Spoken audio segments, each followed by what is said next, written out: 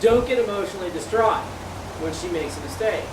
Just be as immutable and as inert as possible, and think about exactly what you can do to help her be right in the future. In this situation, especially with you, because she has posed such a risk, A, disable her ability to use you, to threaten you in that way by feeding her in her crate and making sure that when you have contact with her, we control the outcomes. E-collar, leashing collar, that way we can manipulate her into doing what we want her to do. And use tempting distractions. I mean, did we feed her this morning? Okay, so she did eat. Because normally when they travel, we don't feed them. But basically, really, really valuable resources. There it is. Leave it alone. Next question. We have Right. 3 years old and very well trained, and basically has her in the house. We have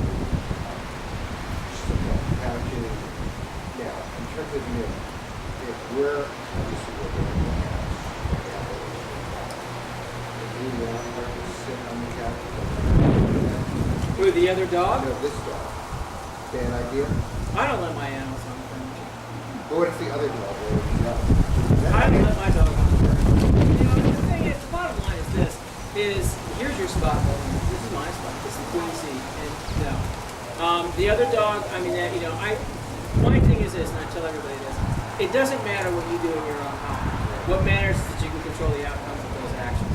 So if you have dog A on the couch, I'll warn you now, you're creating conflict. Right.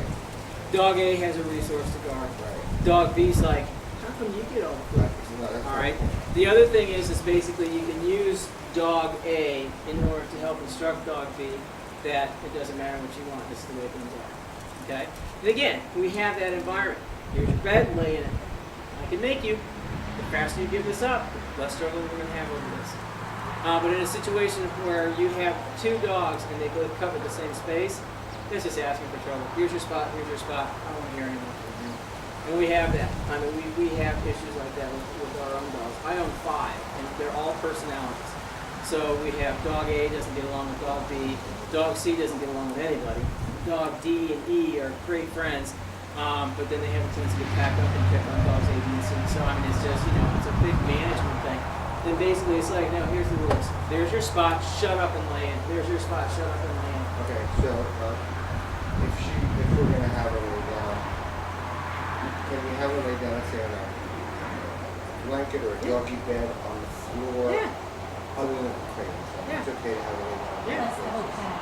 That's kennel. Kennel is go where I send you. It doesn't have to be a crate. It could be a cocktail napkin. I don't care what it is. Right. As long as the dog can pick it out of the environment and knows that that's the destination it can go to. And this is how you introduce it. You walk them up, kennel and route. There's the spot. Help manipulate them. As soon as they make contact, here, sit. Good dog. Okay? Right. Go from a different direction, from a different trajectory. Have the dog approach at a different angle so they understand this is the place. When I say kennel, this is where I want you to go. Now, playing with the other dog, how is she doing with the other dogs? She's awesome. Okay. She's So been great. when it's playtime, just She basically still wears do her e-collar. Okay. Yep. She And- can't wear the chain training collar, especially if they play buddy face, Okay. but she can still wear the e-collar. Now, let's say she gets in the other dog's face, which is she has a tendency to do, and the other dog doesn't. Gets in her face. Right. Do we?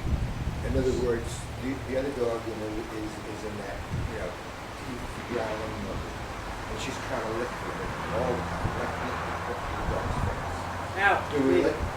Okay, so it's okay for us to intervene in this situation. You bet. Like that. Okay. Start Not teaching just her a leaving- little- Not leaving it just to the other dog. yeah, don't leave it to the other dog, especially if the other dog's not necessarily appropriate. And again, and the thing is, though, is you're the judge of what is too much. Right. Okay?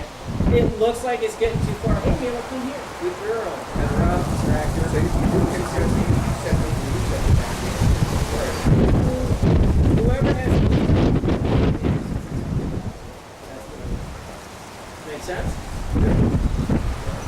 Well, Got that? yeah. What else?